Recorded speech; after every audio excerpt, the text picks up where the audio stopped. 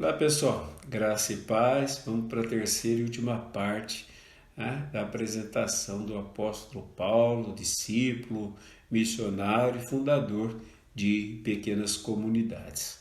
Bem, agora eu vou falar um pouquinho sobre as cartas, né? Paulo é muito famoso pelas suas muitas cartas. Na verdade, são três grupos de cartas de Paulo, né? A primeira carta é as chamadas cartas maiores. Romanos, Coríntios, 1º e 2º Coríntios, Gálatas e 1ª e 2ª Tessalonicenses. São as cartas maiores, até porque tem mais conteúdo e tem muito conteúdo, digamos assim, doutrinário de Paulo para os primeiros cristãos. Há um outro grupo de cartas que são chamadas cartas da prisão. Então, as cartas que Paulo escreveu quando estava preso. E ele escreve geralmente a algumas pessoas, ele escreve a algumas comunidades, porque ele não podia mais passar por aquelas comunidades. Então o que ele faz? Ele escreve cartas, né? Cartas da prisão. Aí nós encontramos Efésios, que também tem uma boa doutrina, Filipenses, Colossenses e Filemo. Filemo, na verdade, ele escreve a um amigo por causa de um escravo, né? Porque ele tinha isso, que ele encontrou lá na prisão, que se tornou cristão, Onésimo, né? Mas são chamadas cartas da prisão. E depois nós temos as cartas pastorais, 1ª e 2ª Timóteo e Tito. Timóteo era um discípulo dele, parece que Tito também era, então ele vai dar conselhos bem práticos a Timóteo em 2 cartas e a Tito também. Então veja que ali ele trata-se mais do ministério desses homens, né? Quais são as principais mensagens do apóstolo Paulo? Primeira mensagem, as principais, né? Não que Paulo não tivesse tido outras mensagens, teve, mas as principais. Primeiro, Cristo é o autor da nossa liberdade, né? Nós somos livres em Cristo. Paulo pregava isso, defendia isso, falava sobre isso, né? Que Cristo é o autor da nossa liberdade. Segundo lugar, a justificação mediante a fé. Paulo vai defender muito isso na carta aos Romanos. Ele vai dizer assim: nós não somos salvos pelas obras, nós não somos salvos pelo nosso merecimento, mas nós somos salvos pela fé. Não é por causa de obras, mas é por causa da fé que nós somos salvos. Então isso, gente, é uma doutrina fantástica, né? Por quê? Na lei judaica se falava da salvação pela lei, da salvação pelas obras, da salvação pelo merecimento, né? Agora não, Paulo vai dizer, a salvação ela vem pela graça, ela não vem das nossas obras, mas ela vem pela graça. E terceiro, vai falar também da obra do Espírito Santo no coração dos fiéis. Como que o Espírito Santo age, o que o Espírito Santo faz, né? E hoje nós entendemos assim que nós dependemos, nós somos dirigidos, nós somos orientados pelo Espírito Santo. Outra coisa que também é bom destacar na vida de Paulo, que Paulo é um homem de oração, né? Um homem de profunda oração. Nós encontramos em 1 Coríntios, capítulo 14, versículo 18, Paulo falando de um tipo de oração que ele usava, que era a oração em línguas. Ele vai, logicamente, corrigir ali os coríntios, né? Que usavam mal esse dom, os demais dons para exibir, mas ele vai dizer, olha, que tinha um valor a oração em línguas e que ele mesmo orava muito em línguas. Talvez seja esse o segredo de Paulo ter compreendido tão bem as Sagradas Escrituras, porque através desta oração do Espírito, dessa abertura ao Espírito, o Espírito poderia falar, né? Pôde falar ao seu coração e ele pôde entender muitas coisas, além das revelações particulares que ele teve, não é? Então ele fala, eu oro em línguas mais do que vocês, porque depois ele vai explicar, quem ora em línguas fala a Deus, quem ora em línguas fala mistérios. Então Paulo mesmo é um homem assim que tinha essa oração presente na vida dele. A gente pudesse falar como Paulo orava, né? Ele fala assim que orava em línguas mais do que os outros. Com certeza, de maneira constante, ele me vai falar isso na carta aos Efésios, quando ele fala da batalha espiritual, em uma das traduções, né, diz assim: orai no Espírito em todo tempo e lugar. E era exatamente o que ele fazia, era um homem de oração. Mas, logicamente, que também ele fala de súplicas, ele fala de gratidão, ele fala de adoração, ele fala de contato com as Escrituras, não é? Ele fala de jejum, ele fala de tudo isso como constituintes da sua vida de oração. Qual a importância de Paulo hoje para nós, né? Por que Paulo é tão importante? Por que nós estamos falando aqui a respeito de Paulo, estudando a respeito de Paulo? Por que Paulo é tão importante para você, líder de célula, líder de rede, supervisor, supervisora? Por quê? Em primeiro lugar, Paulo fala muito da centralidade de Cristo. Cristo é o centro da nossa fé, Cristo é o centro da nossa vida, Cristo é o centro da célula, Cristo é o centro do nosso ministério, nosso trabalho, da nossa liderança. Cristo é o centro. Não sou eu o centro, não é um outro centro, né? Não é o padre o centro, não é ninguém. O centro é Cristo. A quem eu sirvo? Cristo. Por que eu sirvo? Por amor a Cristo. Se a gente não tivesse bem presente que Cristo é o centro da nossa fé, eu não ponho Cristo em primeiro lugar, mas eu ponho Cristo no centro da minha vida, pode ter certeza que eu vou servir com mais alegria, com mais amor, com mais carinho, né? Por quê? Por causa do amor a Cristo, porque Ele é a razão da minha vida, então a minha vida é vivida para Ele. Também sobre a ação do Espírito Santo, gente. O Papa Paulo VI, ele falou assim, que nada substitui a ação do Espírito Santo, nada.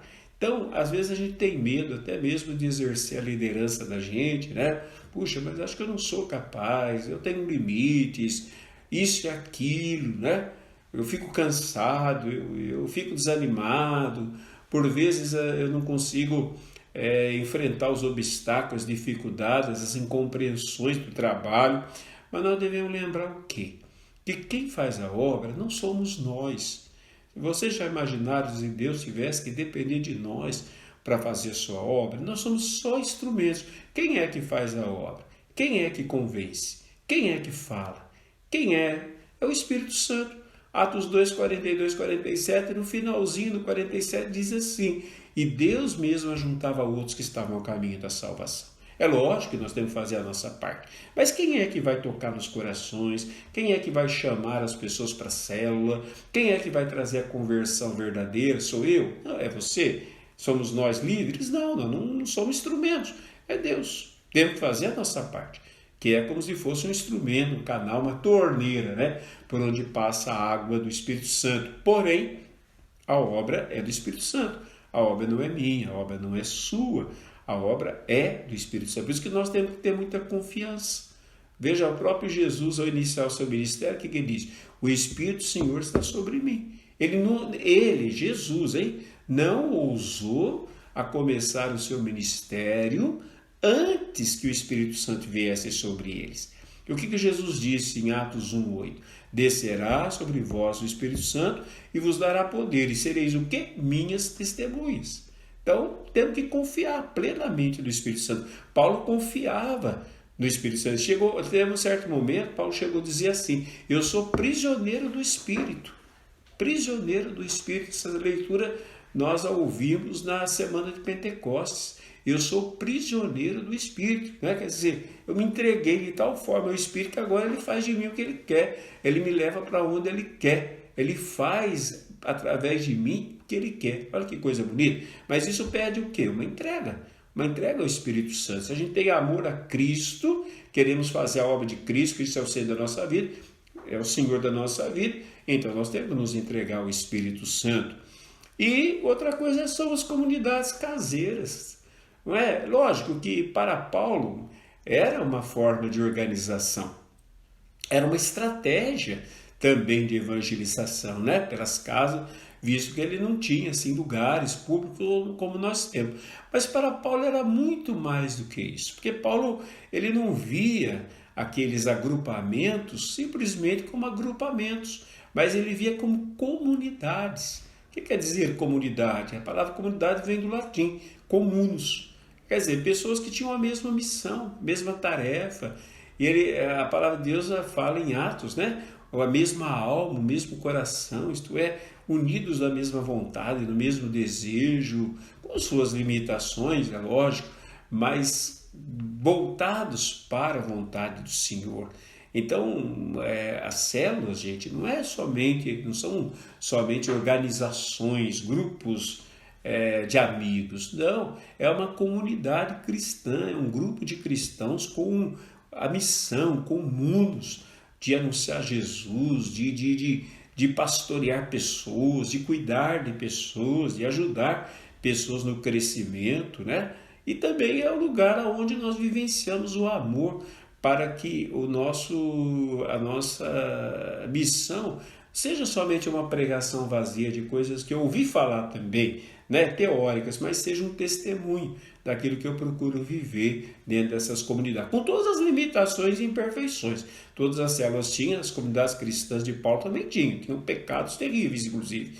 No entanto, Paulo entendia que eram santos, pessoas separadas para Deus e comunidades santas, comunidades que foram chamadas a vivenciar ali o amor de Deus, a presença de Deus e as manifestações de Deus ali naquela pequena comunidade. Ali as pessoas se ajudavam, ali as pessoas partilhavam a vida, ali as pessoas encontravam um ambiente seguro para crescer no seu amor a Cristo. Se nós quisermos saber um pouquinho mais de Paulo, gente, é lógico, primeira coisa é a Sagrada Escritura, né? O Atos dos Apóstolos, as cartas de Paulo. Aí nós vamos encontrar muita coisa, né? Aqui não é possível tratar com profundidade, né, de todos esses pontos, não. Mas nós vamos encontrar muitas coisas a respeito de Paulo no Atos dos Apóstolos. Na verdade, uma grande parte dos Atos dos Apóstolos para falar dos Atos de Paulo. Depois nós vamos encontrar nas chamadas cartas paulinas, né? Nas diversas cartas que eu já citei, aqueles 3 grupos, né? Das cartas, das grandes cartas, cartas da prisão e as cartas pastorais. E depois, gente, há muitos livros. Eu queria falar desse aqui, olha. Esse livro aqui é muito bom, chama-se Paulo, Agente de Pastoral e Semeador de Comunidades. Os autores Luiz Alexandre Solano Rossi e Hildo Perondi, da editora Paulus, né? Tem até aqui uma figurinha de Paulo na capa e fala muito bem, sabe? Trabalha muito bem assim um pouco da trajetória do apóstolo Paulo. Então espero, né, de fato, que essa apresentação do apóstolo Paulo, eu digo assim que eu sou um fã desse homem, né? Ele me inspira muito, ele me motiva muito, né? Esse ícone aqui, esse quadro eu ganhei, até meio estranho, né? Meio engraçado, mas às vezes está lá no meu quarto, de vez em quando quer bater um desânimo, um desencorajamento, eu olho para ele, para esse ícone, né? Sei que não é ele que está aqui, mas ele me recorda, esse homem, esse Paulo. Eu falo assim, você passou por muito mais do que eu estou passando. Então, você enfrentou, com a graça de Deus você venceu, né?